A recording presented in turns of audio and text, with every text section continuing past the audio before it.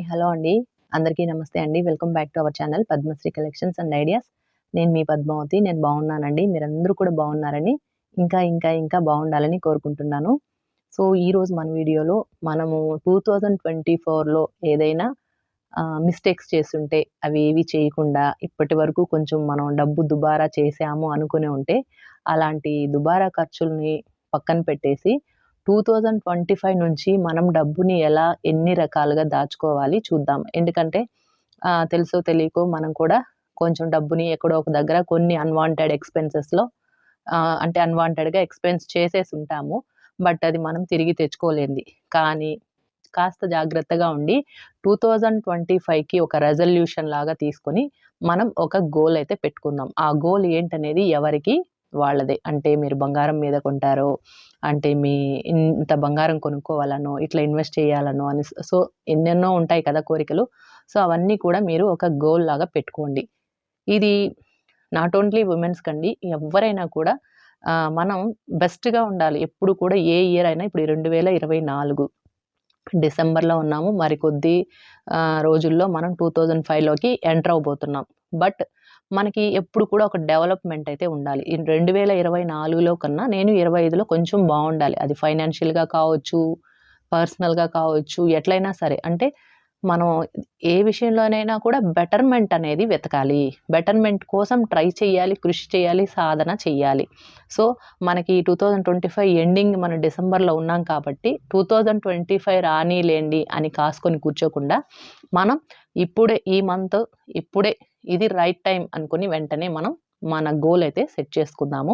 So, దానికి ఒక dairy అయితే పెట్టుకోండి. మీ గోల్స్ ఏమేమి ఉన్నాయి 2025 కల్లా నేను ఏమేం రీచ్ చేయాలనేది మీ విష్ లిస్ట్ అనేది కంపల్సరీగా రాసుకోండి. ఒక మంచి రోజు మంచి శుభప్రదంగా స్టార్ట్ చేసి డైరీలో అయితే మీ విష్ లిస్ట్, మీ కోరికలు ఏమేమి ఉన్నాయి, మీ టార్గెట్, మీ ఎయిమ్, మీ గోల్ ఏదైతే కానివ్వండి ప్రతి ఒక్కటి నోట్ చేయండి. నెక్స్ట్ గోల్డ్ ఓన్లీ సేవింగ్స్ చేసుకుంటూ పోదామా అంటే నో. రాంగ్. ఎందుకండి ఎప్పుడు గోల్డ్ సేవింగ్సే చెప్తారు కదా! మరి ఈరోజు ఎందుకు ఇలా చెప్తున్నారు అనుకోకండి. ఒక్క గోల్డ్ మాత్రమే కాదు, మనకు వచ్చే ఇన్‌కమ్ బట్టి ఇప్పుడు ఎవరెవరి వాళ్ళకి ఇప్పుడు మిడిల్ క్లాస్ వాళ్ళు, బిలో మిడిల్ క్లాస్ వాళ్ళు, అప్పర్ మిడిల్ క్లాస్ వాళ్ళు ఎవ్వరైనా సరే మనకొచ్చే ఇన్‌కమ్ బట్టి మనం స్ప్లిట్ చేసుకొని, విభజించుకొని మనం సేవింగ్స్ చేయాలి. సో, ఓన్లీ మన గోల్డ్ కాయిన్స్ అని కాదు. ఇప్పుడు పోస్ట్ ఆఫీస్ సేవింగ్స్ ఉన్నాయి, బ్యాంక్ సేవింగ్స్ ఉన్నాయి. అది మాత్రమే చేస్తానన్నా కూడా తప్పే. ఎందుకంటే అన్నీ మనకొచ్చే ఆదాయం 4 రకాలుగా పెడితేనే అన్నిట్లోంచి మనం కాస్త ప్రాఫిట్ తీసుకోగలం. అంటే ఇప్పుడు గోల్డ్ అనుకోండి పెరుగుతూనే ఉంటుంది కాబట్టి పక్కా కాన్ఫిడెంట్‌గా గోల్డ్ మీద పెడతాం. బట్ ఎప్పుడు గోల్డ్ మీదే అంటే కూడా అది కూడా రాంగ్ అనమాట. సో, అందుకని 4, 5 రకాలుగా స్ప్లిట్ చేసి మనం సేవింగ్స్ చేసుకున్నట్లయితే కొన్నిసార్లు మనకేదైనా ఎమర్జెన్సీ అనుకోండి. ఏదో ఒకటి మనం దాన్ని స్టాప్ చేసి డబ్బుగా తీసుకోవచ్చు. సో, అందుకని ఏదో ఒకదానికి పోకుండా 4, 5 రకాలుగా అది కూడా చూద్దామండి. సో, సేవింగ్స్ ఎప్పుడు కూడా మనం స్మార్ట్‌గానే చేయాలండి. అది కొంచెం ఆలోచించుకోవాలి. సో, ఇప్పటివరకు ఎలాంటి ఐడియా లేదు, నాలెడ్జ్ లేదు. ఎక్కడెక్కడ సేవింగ్స్ చేయాలి? ఎక్కడెక్కడ ఇన్వెస్ట్ చేయాలి? అలాంటి డౌట్స్ చాలామంది అడుగుతున్నారు. సో, మీరు మీ దగ్గర బల్క్‌గా ఉంటే ఎక్కడ అమౌంట్ సేవింగ్స్ చేయాలి? ఫిక్స్డ్ డిపాజిట్‌లు ఎక్కడ చేయాలి? ఎక్కడ మీరు మంచిగా ఇన్వెస్ట్ చేస్తే మంచిగా రిటర్న్స్ రావాలి మన డబ్బుకి మదింపు రావాలి. పొదుపు చేయడం ఎవరైనా చేయగలుగుతారు. బట్ దాన్ని మదింపు వేలో మనకి 1కి 4 5 10 రెట్టింపయ్యే విధంగా మనం స్మార్ట్‌గా సేవింగ్స్ చేయాలి. సేవింగ్స్‌లో మళ్ళీ 2 రకాలుందండి. షార్ట్ టర్మ్ ఉంది. లాంగ్ టర్మ్ ఉంది. ఎందుకంటే 2 రకాలుగా చేసుకోవాలి. షార్ట్ టర్మ్ అనేది మనం ప్రెజెంట్ ఇంపార్టెంట్. ఇప్పుడు జరుగుతున్న రోజులు ఇంపార్టెంటే. లాంగ్ టర్మ్ అనేది ఫ్యూచరు. సో, పిల్లలకి కావచ్చు, మనకు కావచ్చు అది ఇంపార్టెంటే. కాబట్టి 2 రకాలుగా సేవింగ్స్ చేసుకోవాలి. అవి ఏంటనేది చూద్దాము. సో, ఇక్కడ మిడిల్ క్లాస్ వాళ్ళైనా, బిలో మిడిల్ క్లాస్ వాళ్ళైనా, లేదు అప్పర్ మిడిల్ క్లాస్ వాళ్ళైనా కూడా వాళ్ళ ఇన్‌కమ్‌కి తగినట్టుగా మనం సేవింగ్స్ అనేది చేసుకోవాలి. ఫస్ట్ లాంగ్ టర్మ్ చూద్దాము. మనం ఇన్‌కమ్‌ని బట్టే స్ప్లిట్ చేసుకోండి. ఉదాహరణకి మీకు ఒక 20,000 సాలరీ ఉందనుకోండి. ఉదాహరణగా చెప్తున్నాను. దాంట్లో 20%కి తగ్గకుండా మస్ట్ అండ్ షుడ్ మీరు సేవింగ్స్ చేయాలి. అంటే ఒక 4,000 అయితే మీరు సేవింగ్స్ చేసేసేయాలి. 20,000 సంపాదన ఉంటే.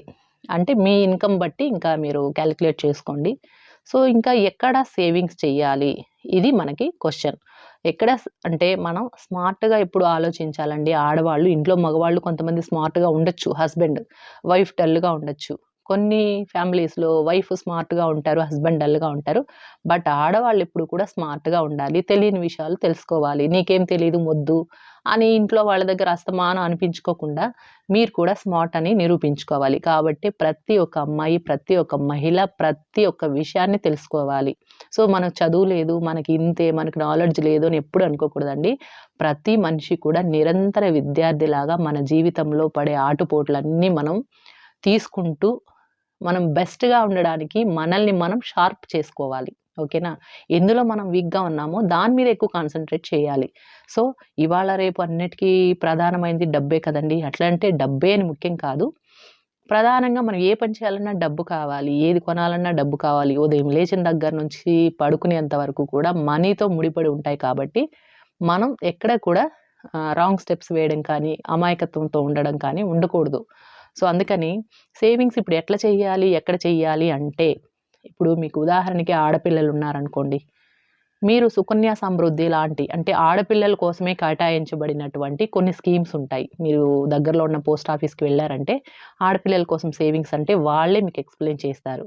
లేదా మన వీడియోస్‌లో పాత వీడియోస్‌లో ఉన్నాయి కొన్ని ఆడపిల్లలకి సంబంధించిన saving videos. Post office schemes ఉన్నాయి. ఒకసారి చూడండి.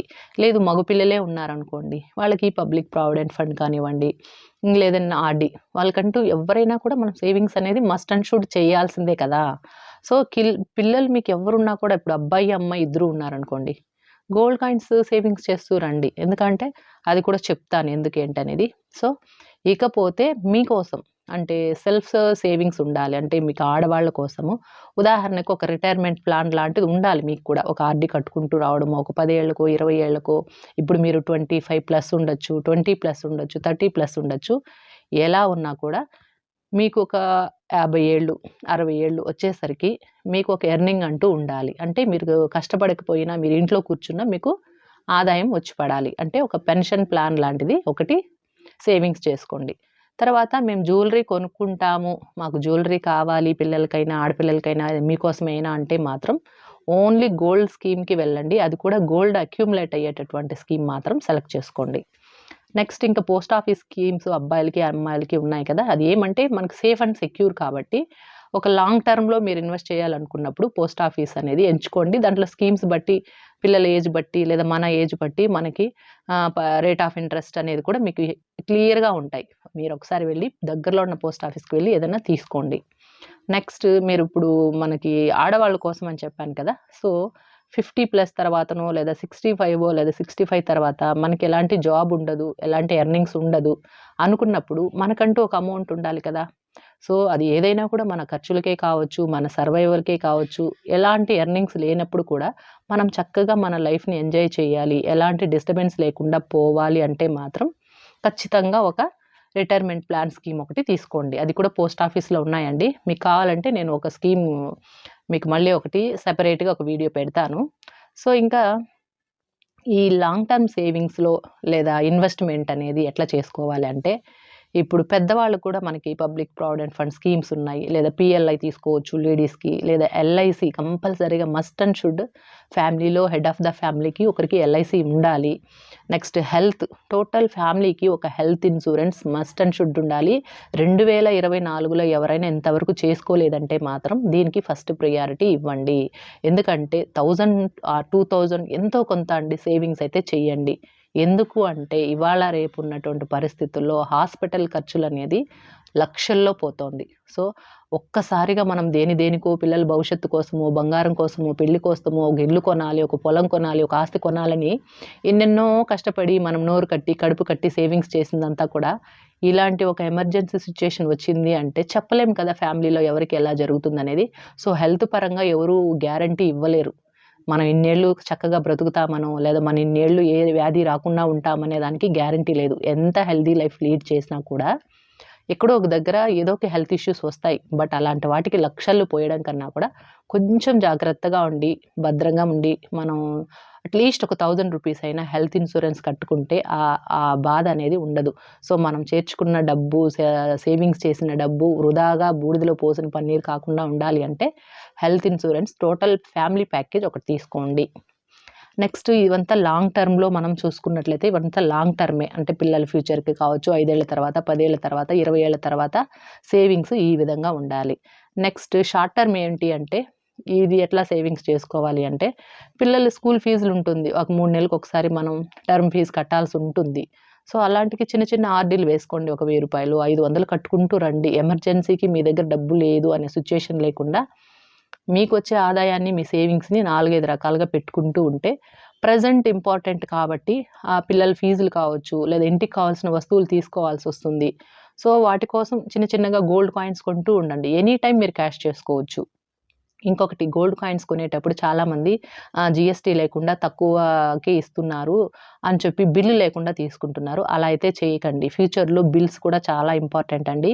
గోల్డ్ వాల్యూ పెరుగుతోంది కాబట్టి గవర్నమెంట్ ఎలాంటి డెసిషన్ అయినా తీసుకోవచ్చు. కాబట్టి మీరు గోల్డ్ కాయిన్స్ కొన్నా, జ్యువెల్లరీ కొన్నా కూడా బిల్స్ లేకుండా అయితే తీసుకోకండి. ఏదో ఒక జీఎస్టీ లేకుండా ఇస్తాము, బిల్ అయితే ఇవ్వము అని చెప్పి కొంతమంది షాపు వాళ్ళు మభ్యపెడతారు. అలాంటిదేమి ఉండదండి. మీరేం చేస్తారంటే జీఎస్టీ పే చేసినా పర్వాలేదు. ఒరిజినల్ బిల్ ఉండేలాగా మీ దగ్గర భద్రంగా దాచుకోండి. ఎందుకంటే రేపు కాయిన్స్ మీరేదైనా ఎమర్జెన్సీ కోసం సేల్ చేయాల్సి వస్తే, సేమ్ షాప్‌లో సేల్ చేస్తే ఇక్కడే కొన్నాం కదా! అంటే హ్యాపీగా తీసుకుంటారు. బట్ మీరు ఉద్యోగరీత్యానో, వ్యాపారం రీత్యానో అదర్ స్టేట్స్‌కెళ్లారు, అదర్ డిస్ట్రిక్ట్స్‌కెళ్లారు, ఎక్కడో వేరే అదర్ షాప్స్‌లో మీరు మార్చుకోవాలి అంటే ఖచ్చితంగా మీకు బిల్లు లేకుండా యాక్సెప్ట్ చెయ్యరు. సో, అదొకటి గుర్తుపెట్టుకోండి. జీఎస్టీ లేకుండా బిల్స్ అయితే తీసుకోకండి. నెక్స్ట్ గోల్డ్ జ్యువెల్లరీ కొనుక్కోవాలి అంటే మాత్రం గోల్డ్ చిట్టు వేయండి. గోల్డ్ అక్యూములేట్ అయ్యేటటువంటి స్కీమ్సే సెలెక్ట్ చేసుకోండి. ఇవి గోల్డ్ చిట్టు వేసేటప్పుడు మీరు ఓపికగా ఒకరోజు మీకంటూ ఒకరోజు కేటాయించుకొని ఒక 4, 5 రకాల షాప్స్, అది కూడా మంచి బ్రాండెడ్ షాప్స్ చూసి అక్కడ ఏమేం స్కీములున్నాయి చక్కగా ఒక డైరీలో నోట్ చేసుకొని ఏది బెటరో కంపేర్ చేసుకొని మాత్రమే గోల్డ్ చిట్టు వేయండి. మోసపోకండి. సో, చెప్పేటప్పుడు ఒకలాగా చెప్తారు. మళ్ళీ మనం జ్యువెల్లరీ తీసుకునేటప్పుడు కొన్ని రూల్స్ వాళ్ళు బ్రేక్ చేస్తారు. సో, అవన్నీ ఏవి లేకుండా పక్కా అష్యూరెన్స్‌తో ఉన్నటువంటివి మీరు ఆ పాంప్లెట్స్ అన్నీ తీసుకొని ఒకసారి చదవండి. వాళ్ళు చెప్పేది ఎక్స్‌ప్లెయిన్ చేసేది చక్కగా అర్థం చేసుకోండి. ఒకవేళ అర్థం కాకపోతే ఒకటికి 4 సార్లు మళ్ళీ ఎగ్జిక్యూటివ్స్‌ని అడగండి. ఆ సేల్స్ కౌంటర్‌లో ఉన్న వాళ్ళని. జాగ్రత్తగా అన్నీ మీరు తెలుసుకున్నాకే చిట్టు వేయండి. నెక్స్ట్ ఇంక ఇంపార్టెంట్ అండి. Last but not least waste expenses మాత్రం మాక్సిమం 80-90% మీరు అవాయిడ్ చేయండి. ఎందుకంటే ఇప్పుడు 2024లో చేసిన మిస్టేక్స్ మనమేమి చేయకూడదంటే దుబారాగా ఎక్కడ పెట్టారు అనేది మీరు ఒకసారి వెనక్కి చూసుకోండి. సో, వీటిల్లో మనం ఎక్కడ ఖర్చు పెట్టామంటే 2025లో ఎటువంటి పరిస్థితుల్లోనూ దుబారా ఖర్చులకి తావు ఇవ్వకూడదు. నేను ఓన్లీ సేవింగ్సే చేస్తాను, మల్టిపుల్ సేవింగ్స్ చేస్తాను, ఇట్లా లాంగ్ టర్మ్, షార్ట్ టర్మ్ అని చెప్పి మీకు మీరుగా టార్గెట్ పెట్టుకోండి, గోల్ పెట్టుకోండి, ఎయిమ్ పెట్టుకోండి. డైరీలో నోట్ చేయండి. మీ ఇన్‌కమ్స్ నోట్ చేయండి. మీ ఖర్చులు నోట్ చేయండి. సో, వేస్ట్ ఎక్స్‌పెన్సెస్ మాత్రం చేయకండి. ఏదో 1 ఆర్ 2 చేయాల్సి వచ్చినా దాన్ని మళ్ళీ మీరు కరెక్షన్ చేసుకోవచ్చు. ఎందుకంటే మనం డైరీని నోట్ చేస్తున్నాం కాబట్టి. సో, 1, 2 నెలలు రాసుకొని వెనక్కి చూసుకుంటే ఎక్కడైనా ఇది వేస్టే కదా అనిపిస్తుంది. కొద్ది రోజులు పోయిన తర్వాత అది వేస్ట్ ఎక్స్‌పెన్సెస్ అనిపిస్తుంది. ఈరోజు తొందరపడి అట్రాక్ట్ అయ్యి పక్క వాళ్ళతో కంపేర్ చేసుకొని, ఇంకెవరో కొన్నారని కంపేర్ చేసుకొని, లేదా మీ కళ్ళకి నచ్చిందని, లేదా ఏదో ప్రెస్టేజ్ ఇష్యూస్‌కి పోయి పక్క వాళ్ళు తీసుకుంటుంటే మనం ఏదో వాళ్ళతో విండో షాపింగ్ చేయడానికి వెళ్ళి, లేదా మనం వాళ్ళతో షాపింగ్‌కి వెళ్ళి, ఏదో తోడుగా వెళ్ళి మనం టెంప్ట్ అయ్యి కొనేసి అట్లా అంతా మిస్టేక్స్ చేసుంటాం కదా! ఏదో ఒక విషయంలో, ఏదో ఒక వస్తువు, ఇంటికి ఏదో అలంకరణ వస్తువులు తెచ్చుకుంటాము. అది అవసరమే లేదు. అలాంటివి బోలెడు ఆల్రెడీ ఇంట్లో ఉంటాయి. బట్ కొత్తగా ఉంది. ఈ కలర్ లేదు, ఆ కలర్ లేదు, ఈ సైజ్ లేదు, ఆ షేప్ లేదు అని తెచ్చుకుంటాం కదా! అది ఏదైనా కావచ్చు. అలాంటివి ఏమైనా చేసుంటే మాత్రం ప్లీజ్ అవాయిడ్ చేసుకోండి. సేవింగ్సే మీరు టార్గెట్‌గా పెట్టుకోండి. ఇట్లా రకరకాల సేవింగ్స్ పెట్టుకోండి. సో, మునుముందు ఇంకా మంచి మంచి వీడియోస్ చేసుకుందాము. సో, ఈ వీడియో అందరికీ యూజ్ అవ్వాలి. ప్రతి ఒక్కరికి చేరాలి. ప్రతి మహిళ ఆర్థికంగా ఎదగాలి. వాళ్ళ సొంత కాళ్ళ మీద వాళ్ళు నిలబడాలి. ఫైనాన్షియల్ ఫ్రీడమ్ ప్రతి ఒక్క మహిళకి ఉండాలండి. చదువు ఉన్నా లేకపోయినా ఆర్థిక స్వాతంత్ర్యం. మీకంటూ కొంత డబ్బు మీరు సేవింగ్స్ చేసుకోగలిగితే, మీకంటూ మీకోసం మీరు కొంత ఎర్నింగ్స్ చేసుకోగలిగితే, ఆ ధైర్యం అండి. ఏమంటారంటే ఆ సెల్ఫ్ కాన్ఫిడెన్సు, ఆ కిక్కే వేరప్పా అంటారు కదా! అట్లా ఉంటుందనమాట. సో, మనకంటూ మన దగ్గర డబ్బు ఉంది. మన అకౌంట్‌లో మన కోసం కేవలం వాటి మీద పూర్తి హక్కులు మనకే అంటే అంత హ్యాపీనెస్ ఎక్కడ ఉండదండి. సో, ఎందుకంటే అది ఒక ఆర్థిక భరోసా. మన దగ్గర డబ్బు ఉందంటే అది ఎనీ ఎమర్జెన్సీ మీ పిల్లలకు ఉపయోగపడుతుంది. మీకు, మీ ఫ్యామిలీకి ఎవరిని చెయ్యి చాపి అడగాల్సిన అవసరం లేదు.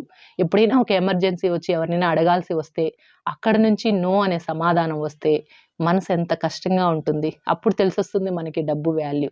సో, అలాంటి సిట్యుయేషన్స్ ఎవ్వరికీ రాకూడదు. కాబట్టి చక్కగా ముందస్తుగా మనం ప్లాన్ చేసుకొని సేవింగ్స్ చేసుకున్నట్లయితే లైఫ్ బిందాస్‌గా పోతుంది. ఓకేనా? మరొక మంచి వీడియోతో మళ్ళీ కలుసుకుంటాను. Thank you. బాయ్ అండి. Have a nice day.